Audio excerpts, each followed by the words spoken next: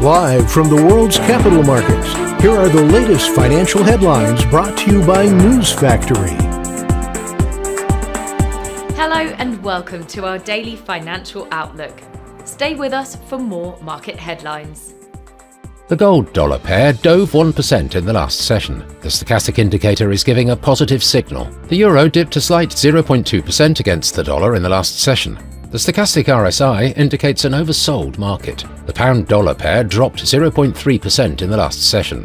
The RSI indicates an oversold market. The Aussie-dollar pair traded sideways in the last session. The Williams indicator indicates an oversold market. Coming up, our chief analyst's choices for today.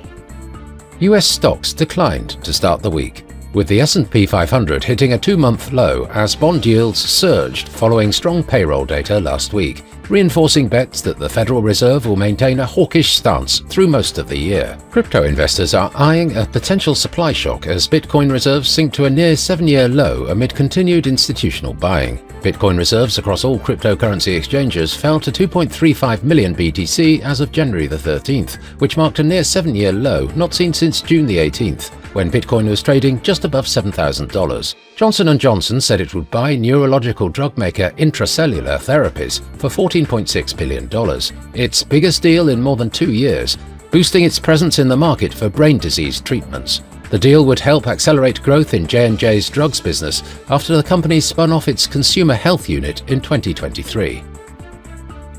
Those were today's major economic events, and now moving on to world financial headlines. The US Redbook Index will be released at 13:55 GMT.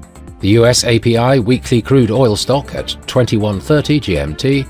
The Dutch Consumer Price Index at 5:30 GMT. Italy's industrial output will be released at 9 GMT. Japan's Eco Watchers Survey Current at 5 GMT.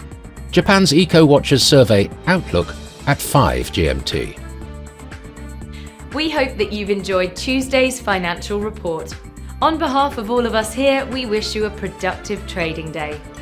Be sure to join us tomorrow morning for the latest news and events from the financial markets.